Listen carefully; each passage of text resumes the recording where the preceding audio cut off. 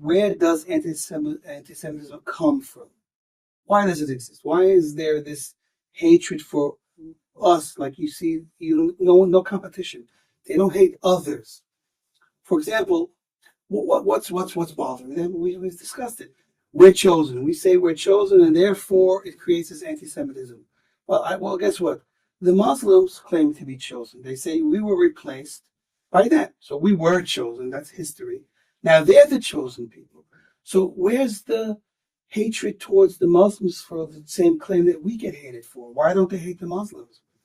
Or the Christians that claim to be the new way to connect with God forever. And if we don't go their way, then we're not going to connect.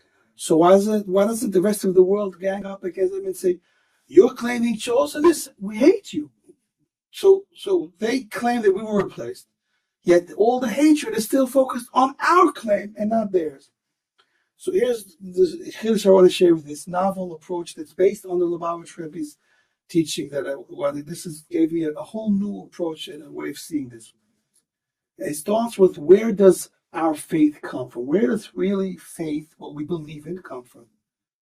So the Lubavitch Rebbe explains that our soul sees something in heaven, that reality, that truth, when it's properly connected, that sees something in heaven, that's something that our soul sees and knows is real, trickles down as faith.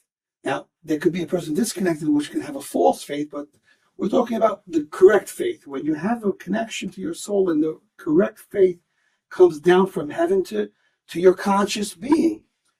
So you believe in what's true. And so I want to suggest, based on this, that the Lubavitch explains where faith comes from. It comes from what the soul sees. So the knowledge of the soul becomes our faith. And what is that? The people of the world, everyone has a soul.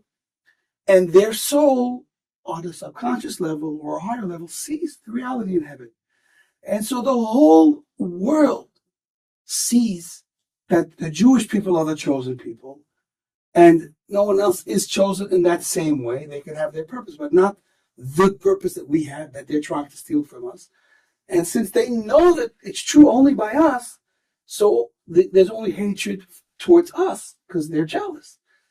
That's why there's no hatred towards the Muslims for the same claim, and they're more numerous and more power, so they should hate them 10 times as much as they hate the Jews. They should hate the Christians 10 times more than they hate the Jews.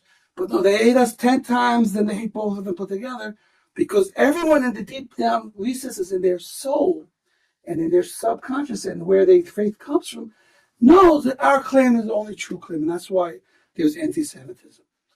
So I think you wanted to talk about solutions, and I'll suggest quickly what my suggestion for the solution is this. We were all created by God with a purpose. You can only be that which God created you to be.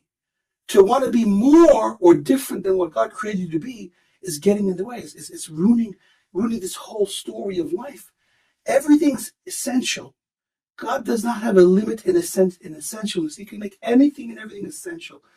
You are what you are, unique, and can contribute what only you can contribute.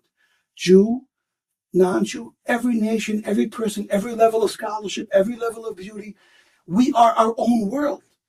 And so when I ignore myself and all of the things that God gave me, for example, whatever, the Muslims or the Christians, and I become jealous of what the Bnei Yisrael has, what the children of Israel has, I'm stealing away all of God's gifts and all of what I have, all my worth.